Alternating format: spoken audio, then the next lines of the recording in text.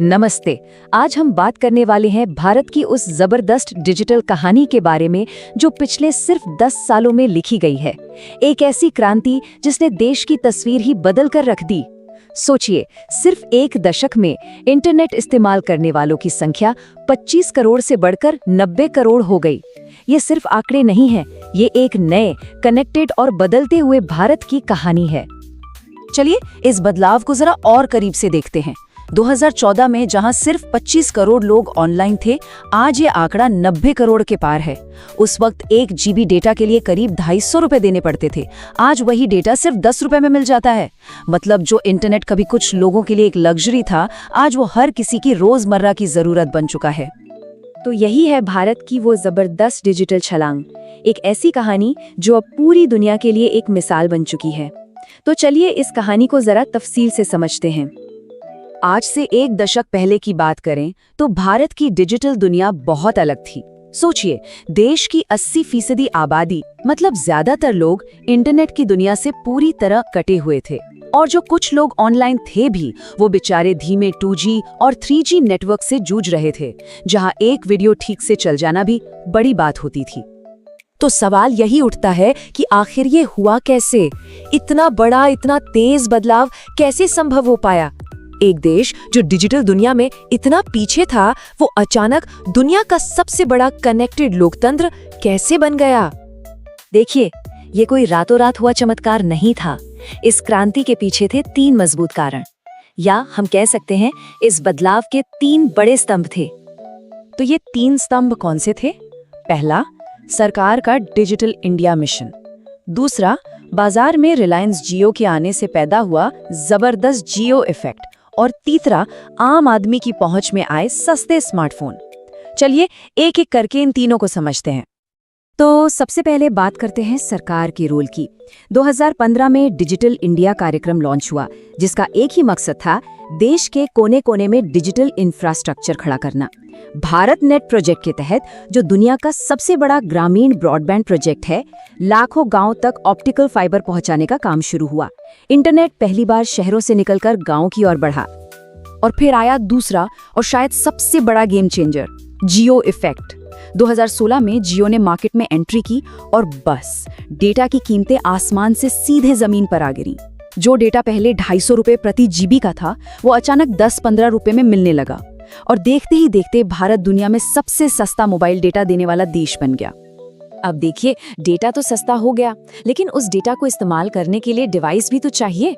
यहीं पर आता है तीसरा पिलर, मेक इन इंडिया जैसी पहलों से देश में सस्ते स्मार्टफोन बनने लगे। अब एक आम इंसान भी 5-7 हजार रुपए में एक अच्छा खासा स्मार्टफोन खरीद सकता था और उस पर सस्ते डेटा का मजा ले सकता था।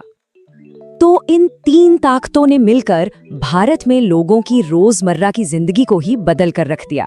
चलिए देखते हैं कि इस डिजिटल पहुंच का जमीनी स्तर पर असर कैसा रहा।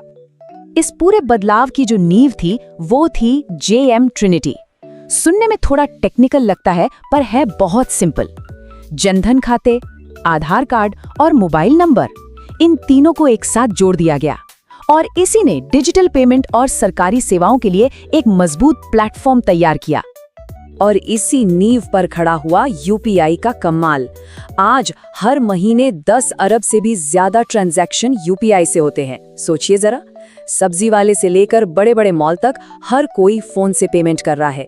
इसने भारत को दुनिया का सबसे बड़ा डिजिटल पेमेंट मार्केट बना दिया है, वो भी कुछ ही सालों में। लेकिन इस पूरे सफर की जो सबसे बड़ी, सबसे ऐतिहासिक उपलब्धि है, वो ये है, इतिहास में पहली बार आज भारत के गांवों में शहरों से ज्यादा इंटरनेट यूजर्स हैं। वो डिजिटल खाई जो शहर और गांव को बांटती थी, वो अब तेजी से भर रही है। इसका जमीन पर मतलब ये है कि अब टेक्नोलॉजी सिर्फ बड़े शहरों की चीज नहीं रही। जैसा कि ये दिखाता है, आज गांव का एक किसान भी अपने फोन पर मौसम का हाल जान सकता है, मंडी में फसल का क्या भाव चल रहा है ये पता कर सकता है।